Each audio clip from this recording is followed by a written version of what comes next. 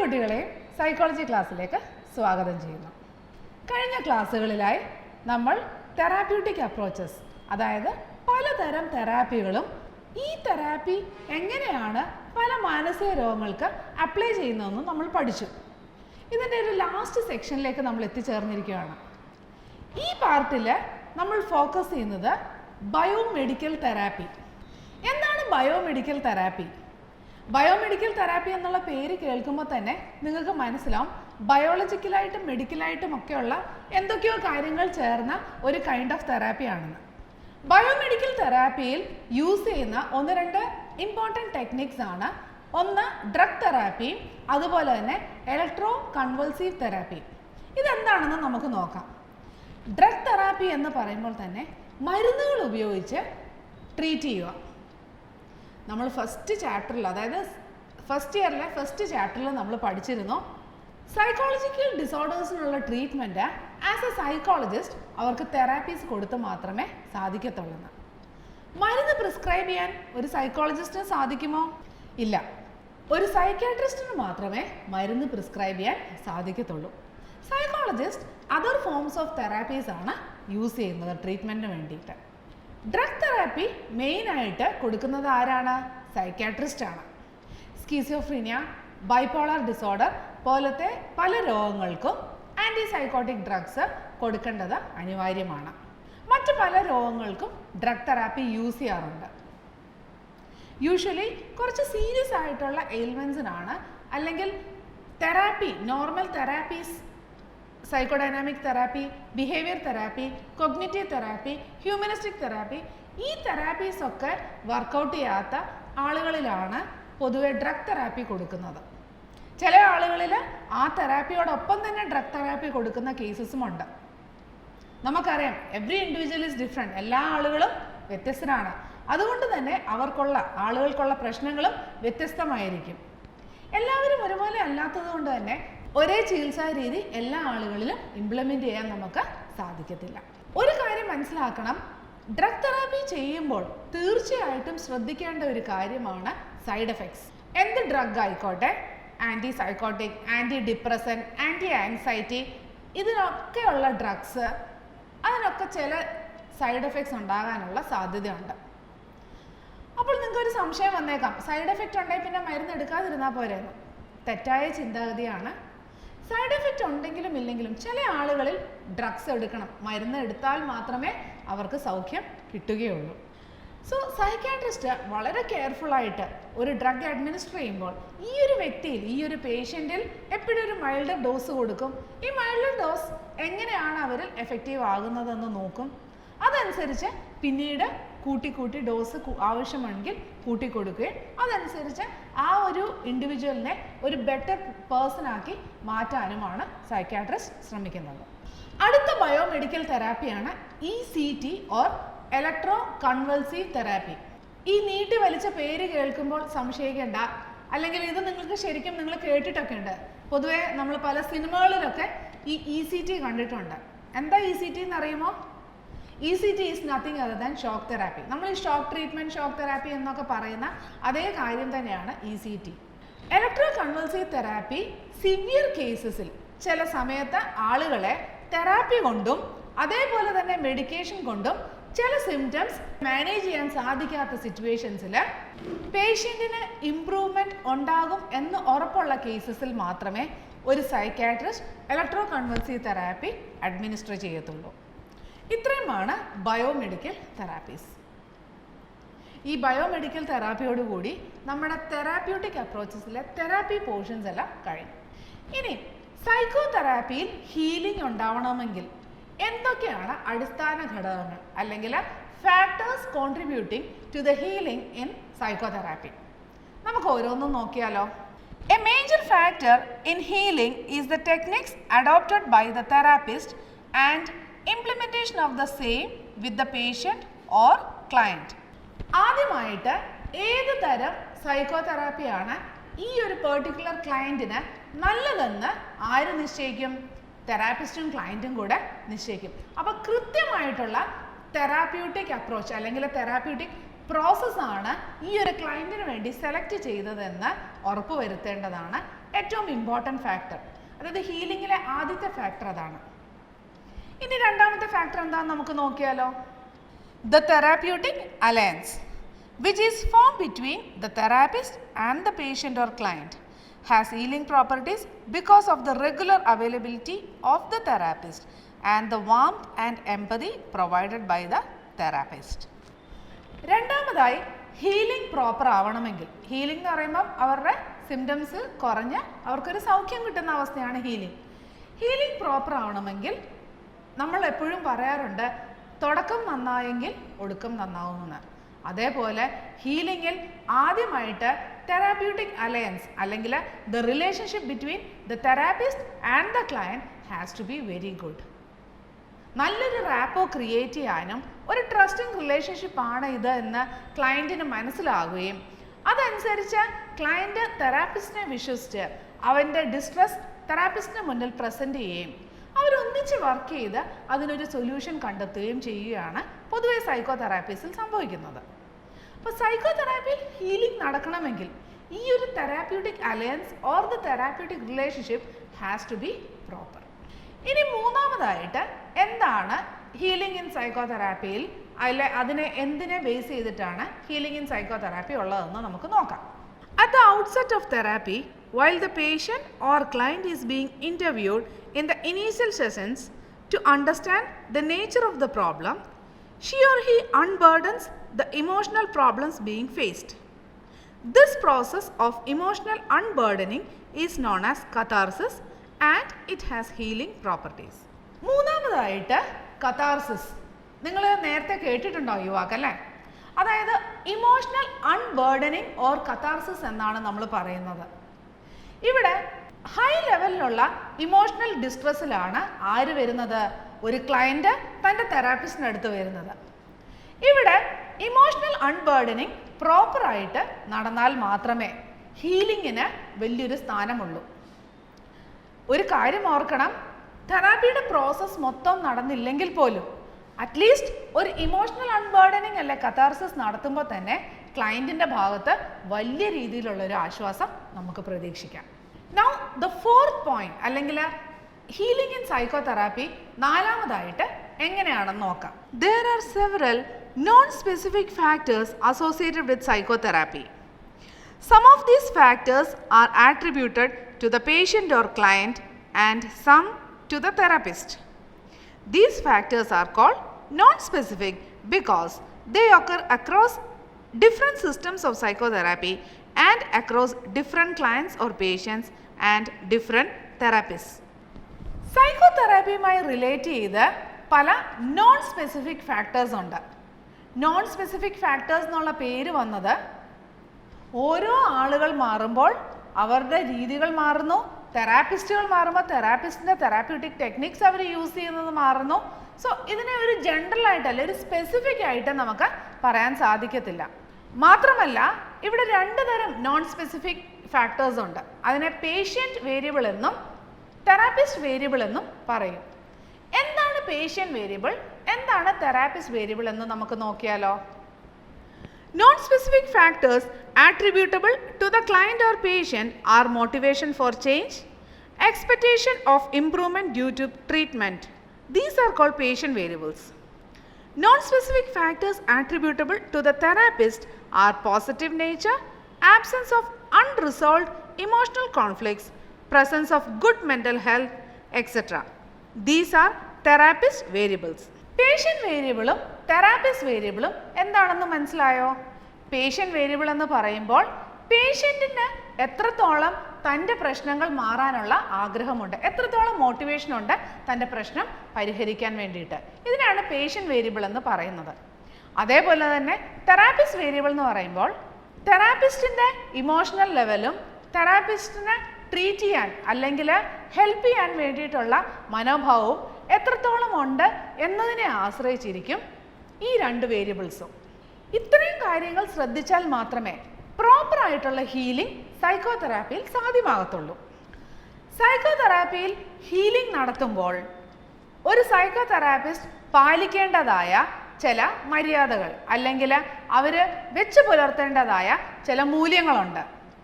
ഇതിനെയാണ് ethics in psychotherapy അല്ലെങ്കിൽ values in psychotherapy എന്ന് പറയുന്നത്. നിങ്ങൾ എത്തിക്സ് ഇൻ റിസർച്ച് ഒക്കെ സെക്കൻഡ് ചാപ്റ്ററിൽ പഠിച്ചതല്ലേ കഴിഞ്ഞ വർഷം? ഓക്കെ, ആ എത്തിക്സ് ഒക്കെ ഓർമ്മ ഉണ്ടാവുമല്ലോ. ഒരു ഗവേഷണ വിദ്യാർത്ഥി എന്തൊക്കെ എത്തിക്സ് ആണ് പാലിക്കേണ്ടത്, അല്ലെങ്കിൽ ഒരു റിസർച്ചർ എന്തൊക്കെ എത്തിക്സ് ആണ് ഫോളോ ചെയ്യേണ്ടത്, ഏറെക്കുറെ അതുമായിട്ട് സിമിലർ ആയിട്ടുള്ള കുറേ കാര്യങ്ങളാണ് ഒരു സൈക്കോതെറാപ്പിയുടെ കേസിലും ഒരു തെറാപ്പിസ്റ്റ് പാലിക്കേണ്ടത്. എന്തൊക്കെയാണെന്ന് നമുക്ക് നോക്കിയാലോ. First one, informed consent need to be taken. ഈ ഒരു തെറാപ്പിയുടെ പ്രോസസ്സ് കടന്നു പോകാൻ വേണ്ടിയിട്ടുള്ള കൺസെന്റ് തീർച്ചയായിട്ടും ആര് കൊടുക്കണം? ഈ ക്ലയൻറ്റ് തെറാപ്പിസ്റ്റിന് കൊടുക്കണം. സോ ഇങ്ങനെയാണ് തെറാപ്പി പ്രോസസ്സ്, ഇങ്ങനെയാണെന്നും ഇന്ന ചേഞ്ചസ് ആണ് നിങ്ങളിൽ നിന്ന് എക്സ്പെക്റ്റ് ചെയ്തതെന്നും ഒക്കെ തന്നെ മുൻകൂട്ടി തെറാപ്പിസ്റ്റ് ആരോട് പറയണം? ക്ലയൻറ്റിനോട് പറയണം. The second ethical principle is confidentiality. ശരിക്കും സെക്കൻഡ് എന്നല്ല, വളരെ വളരെ ഇമ്പോർട്ടൻ്റ് ആയിട്ട് ഒരു സൈക്കോ തെറാപ്പിസ്റ്റ് പാലിക്കേണ്ടുന്ന ഒരു മര്യാദ അല്ലെങ്കിൽ ഒരു എത്തിക്കൽ പ്രിൻസിപ്പിളാണ് കോൺഫിഡൻഷ്യാലിറ്റി. വളരെ സെൻസിറ്റീവായ, വളരെ പേഴ്സണലായ പല ഇഷ്യൂസുമായിരിക്കും എപ്പോഴും ഒരു ക്ലയൻറ്റ് തൻ്റെ തെറാപ്പിസ്റ്റിൻ്റെ മുന്നിൽ പ്രസൻറ്റ് ചെയ്യുന്നത്. സോ ക്ലയൻറ്റിൻ്റെ ഇത്തരം ഇഷ്യൂസ് അല്ലെ ക്ലയൻറ്റിൻ്റെ ഐഡൻറ്റിറ്റിയും ക്ലയൻറ്റിൻ്റെ ഡിഗ്നിറ്റിയും മെയിൻറ്റെയിൻ ചെയ്യുന്നത് ഒരു തെറാപ്പിസ്റ്റിൻ്റെ ഡ്യൂട്ടിയാണ്. ഒരു കാരണവശാലും ഒരു ക്ലയൻറ്റ് പറഞ്ഞത് അവൻ്റെ സകലമാന അഡ്രസ് അല്ലെങ്കിൽ അവൻ്റെ ഐഡൻറ്റിറ്റി വെളിപ്പെടുത്തിക്കൊണ്ട് ഒരു തെറാപ്പിസ്റ്റ് മറ്റൊരാളോട് പറയാൻ പാടില്ല. ഇത് രഹസ്യമായി തന്നെ സൂക്ഷിക്കേണ്ടുന്ന ഒന്നാണ്. ഇതിനെയാണ് നമ്മൾ കോൺഫിഡൻഷ്യാലിറ്റി എന്ന് പറയുന്നത്. Third one, alleviating personal distress and suffering should be the goal of all attempts of the therapist. Client വളരെയധികം സഫറിങ്ങിൽ കൂടെ കടന്നു പോകുന്നൊരു വ്യക്തിയാണ്. ഈ പ്രശ്നങ്ങളെ എന്ത് ചെയ്യാൻ? അലീവിയേറ്റ് ചെയ്യാൻ, മാറ്റാൻ, അവരെ തീർത്തും അവരുടെ ഡിസ്ട്രസ് മൊത്തത്തിൽ മാറ്റാനും അവരെ ഒരു സൗഖ്യത്തിൻ്റെ ലെവലിലേക്ക് കൊണ്ടുപോകുക എന്നതായിരിക്കണം തെറാപ്പിസ്റ്റിൻ്റെ പരമപ്രധാനമായ ലക്ഷ്യം.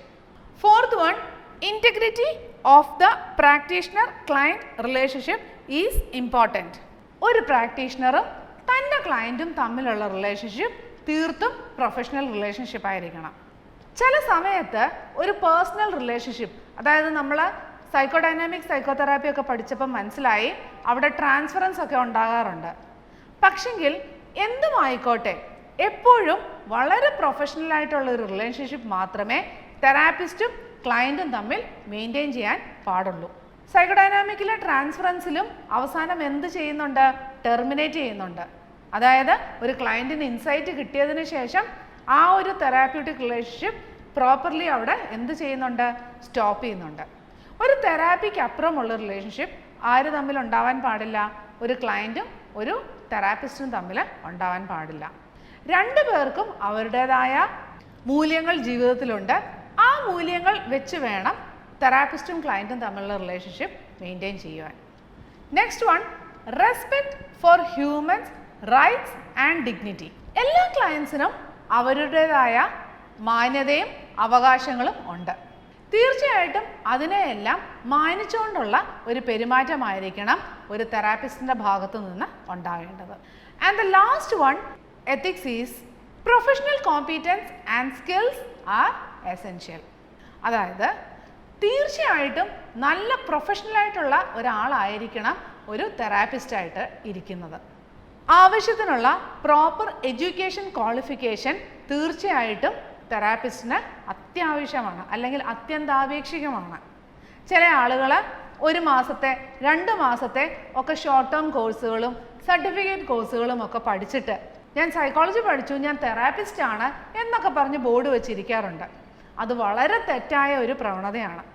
ആളുകളുടെ ജീവിതവുമായിട്ട് അല്ലെങ്കിൽ ആളുകളുടെ ഡിസ്ട്രസ്സുമായിട്ട് ഡീൽ ചെയ്യുന്ന ആളുകളാവുമ്പോൾ തീർച്ചയായിട്ടും പ്രോപ്പറായിട്ടുള്ള ട്രെയിനിങ്ങും ക്വാളിഫിക്കേഷനും എഡ്യൂക്കേഷനുമുള്ള ആളുകൾ മാത്രമേ സൈക്കോതെറാപ്പി പ്രാക്ടീസ് ചെയ്യാൻ പാടുള്ളൂ.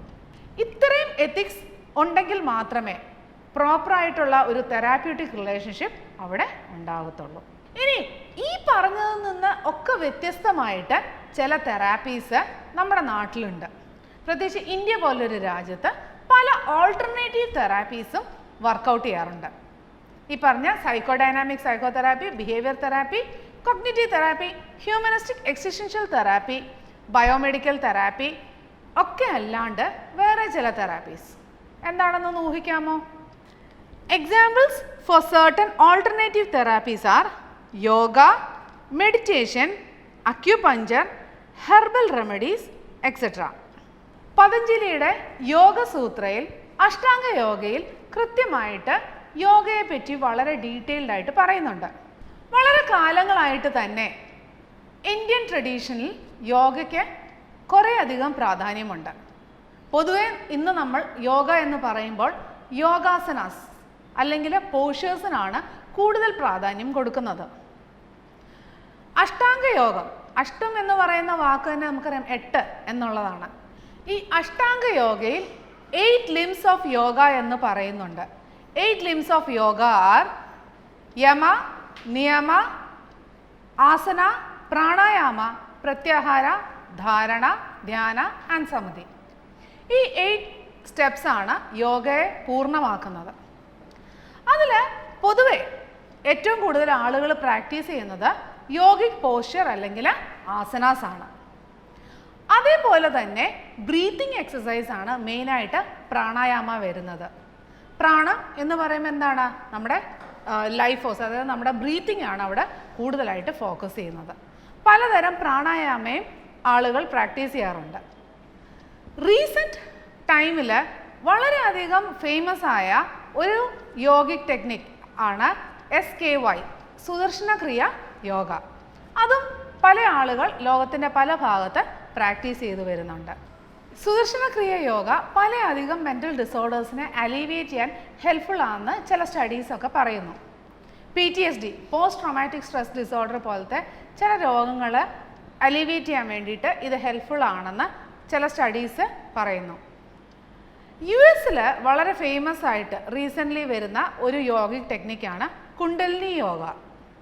Kundalini yoga combines pranayama or breathing techniques with chanting of mantras.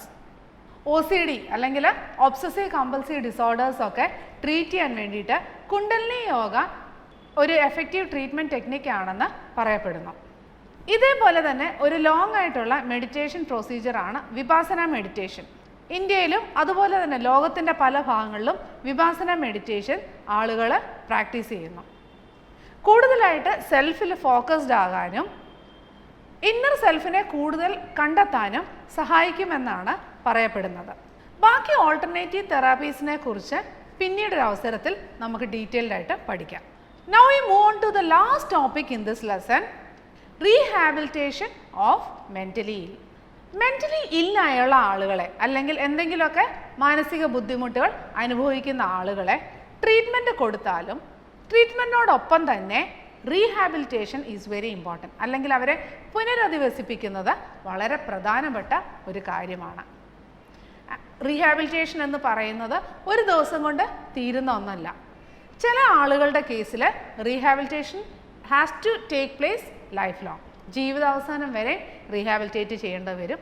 പല രീതിയിൽ പല ആളുകളുടെ അവസ്ഥ അനുസരിച്ചായിരിക്കും റീഹാബിലിറ്റേഷൻ ചെയ്യുന്നത്. കോമൺ ആയിട്ട് റീഹാബിലിറ്റേഷൻ ചെയ്യുന്ന ടെക്നിക്സ് അല്ലെ മെത്തേഡ്സ് എന്തൊക്കെയാണെന്ന് നമുക്ക് നോക്കിയാലോ. In rehabilitation the patients are given occupational therapy, social skills training and vocational therapy. Rehabilitation empower the person to become a productive member of the society. സമൂഹത്തിലെ പ്രൊഡക്റ്റീവായ ഒരു വ്യക്തിയാക്കി മാറ്റുക എന്നാണ് റീഹാബിലിറ്റേഷൻ്റെ പരമപ്രധാനമായ ലക്ഷ്യം. പല ആളുകളും ട്രീറ്റ്മെൻറ്റ് കഴിഞ്ഞ് അവരുടെ ജോലി സ്ഥലത്തേക്ക് തിരിച്ചു പോകുവാനോ അല്ലെങ്കിൽ ജോലിയിൽ നല്ല ഇൻട്രസ്റ്റോടുകൂടി ഇരിക്കുവാനോ ഒക്കെയുള്ള മടി ചിലപ്പോൾ കാണും, അല്ലെങ്കിൽ മറ്റു പല ഫാക്ടേഴ്സ് കാരണം അവർക്ക് ബ്രിങ് ബാക്ക് ടു നോർമൽ അല്ലെങ്കിൽ പഴയ ലൈഫിലേക്ക് തിരിച്ചു പോകാൻ വേണ്ടി ബുദ്ധിമുട്ട് കാണും. ഇങ്ങനെയുള്ള കേസിൽ റീഹാബിലിറ്റേറ്റ് ചെയ്ത് കഴിഞ്ഞാൽ അല്ലെ ത്രൂ റീഹാബിലിറ്റേഷൻ അവർക്ക് കൂടുതൽ എഫക്റ്റീവായിട്ട് മുന്നോട്ട് പോകാൻ സാധിക്കും. മുമ്പേ പറഞ്ഞതുപോലെ റീഹാബിലിറ്റേഷനിൽ ഉൾപ്പെടുന്ന 3 കാര്യങ്ങളാണ് ഒക്യുപേഷണൽ തെറാപ്പി, ഒക്യുപേഷണൽ തെറാപ്പിയിൽ എന്തെങ്കിലുമൊക്കെ തൊഴിൽ ചില ആളുകൾ, ഇപ്പം നമ്മൾ മെൻ്റൽ റിട്ടാർഡേഷനൊക്കെ പഠിച്ചിട്ടുണ്ട് അല്ലേ? മെൻ്റൽ റിട്ടാർഡേഷനൊക്കെ ഉള്ള ആളുകളിൽ ഒരു പക്ഷേ സാധാരണ എല്ലാ ഇൻഡിവിജ്വൽസും അല്ലെങ്കിൽ നമ്മുടെ സമൂഹത്തിലെ ഏറ്റവും കൂടുതലുള്ള ആളുകൾ പ്രവർത്തിക്കുന്ന എല്ലാ ജോലികളും അവർക്ക് ചിലപ്പോൾ ചെയ്യാൻ പറ്റിക്കോണം എന്നില്ല. ഒക്യുപേഷണൽ തെറാപ്പി വഴി ഒരു എക്സാമ്പിൾ പറഞ്ഞാൽ ക്യാൻഡിൽ മേക്കിംഗ് അല്ലെങ്കിൽ പേപ്പർ ബാഗ് മേക്കിംഗ്, ചോക്ക് ഉണ്ടാക്കുക, അങ്ങനത്തെ പല മേഖലകളിൽ അവർക്ക് ട്രെയിനിങ് കൊടുക്കുകയാണെങ്കിൽ അവർക്കും ഒരു ഏണിംഗ് ഉണ്ടാകുകയും സമൂഹത്തിൻ്റെ ആ ഒരു നോർമൽ പേസിലേക്ക് വരാനും അവർക്ക് സാധിക്കും. അതുപോലെ തന്നെ social skill training. Social skill training, ആ പേരിൽ നിന്ന് തന്നെ കാര്യങ്ങൾ വ്യക്തമാണ്. സമൂഹത്തിൽ പല രീതിയിലുള്ള സോഷ്യൽ സ്കിൽസ് നമുക്ക് അത്യന്താപേക്ഷിതമാണ്. ഈ സോഷ്യൽ സ്കിൽസ് ഉണ്ടെങ്കിൽ മാത്രമേ സമൂഹത്തിൽ മറ്റുള്ള ആളുകളുമായി ഇടപെട്ട് മുന്നോട്ട് നീങ്ങാൻ സാധിക്കത്തുള്ളൂ. അതേപോലെ ചിന്താ രീതിയിലും പല രീതിയിലുള്ള മാറ്റങ്ങൾ വരുത്തേണ്ട ആവശ്യമുണ്ട്. അതിനാണ് കൊഗ്നിറ്റീവ് റീട്രെയിനിങ് കൊടുക്കുന്നത്. ഇതുവഴി അവരുടെ ചിന്ത, അതായത് അവരുടെ ഓർമ്മയായിക്കോട്ടെ, ചിന്തയായിക്കോട്ടെ, അല്ല അവർക്ക് പ്രശ്ന പരിഹാരമായിക്കോട്ടെ, എന്തെങ്കിലും ഒരു തീരുമാനം എടുക്കുന്നതായിക്കോട്ടെ, ഇതിലൊക്കെ ബെസ്റ്റായിട്ട് പെർഫോം ചെയ്യണമെങ്കിൽ കൊഗ്നിറ്റീവ് റീട്രെയിനിങ് ആവശ്യമാണ്. ഇങ്ങനെ കൊഗ്നിറ്റീവ് റീട്രെയിനിങ്ങിനൊക്കെ ശേഷം ഫൈനലി വൊക്കേഷണൽ തെറാപ്പിയും ഇവർക്ക് കൊടുക്കാം. അങ്ങനെ അവരെ ഒരു പ്രൊഡക്റ്റീവ് ഇൻഡിവിജ്വലാക്കി മാറ്റി സമൂഹത്തിൻ്റെ മുഖ്യധാരയിൽ കൊണ്ടുവരാൻ നമുക്ക് സാധിക്കും. ഇങ്ങനെയാണ് മെൻ്റലി ഇല്ലായിട്ടുള്ള ആളുകളെ റീഹാബിലിറ്റേറ്റ് ചെയ്യുന്നത്. ഇതോടുകൂടി നമ്മുടെ ഈ ചാപ്റ്റർ അവസാനിച്ചു. നമുക്ക് ഈ ചാപ്റ്ററിൽ പഠിച്ച കാര്യങ്ങൾ മൊത്തത്തിലൊന്ന് റിഫ്രഷ് ചെയ്താലോ? ആദ്യമായിട്ട് ചാപ്റ്ററിൻ്റെ പേര് തെറാപ്യൂട്ടിക് അപ്രോച്ചസ്. തെറാപ്യൂട്ടിക് അപ്രോച്ചസിൽ എന്താണ് സൈക്കോ തെറാപ്പി എന്നും തെറാപ്യൂട്ടിക് റിലേഷൻഷിപ്പ് എന്താണെന്നും പൊതുവെയുള്ള വ്യത്യസ്ത തരം ഓഫ് തെറാപ്പീസ് ഏതാണ്, അതിനെ എന്തുകൊണ്ടാണ് വ്യത്യസ്തമാക്കുന്നത്, അതിൻ്റെ കാരണങ്ങൾ ഒക്കെ ആദ്യമേ പഠിച്ചു. പിന്നെ ഡീറ്റെയിൽഡായിട്ട് psychodynamic psychotherapy, behaviour therapy, cognitive therapy, humanistic existential therapy എന്നിവ നമ്മൾ പഠിച്ചു.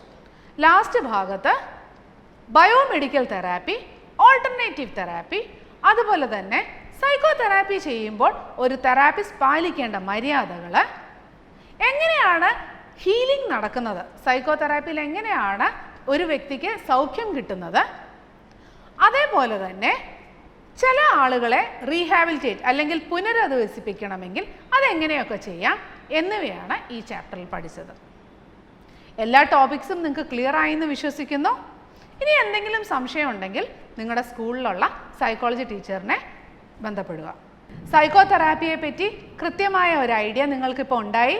വീണ്ടും പുതിയൊരു ചാപ്റ്ററുമായി അടുത്ത ക്ലാസ്സിൽ കാണാം. Thank you.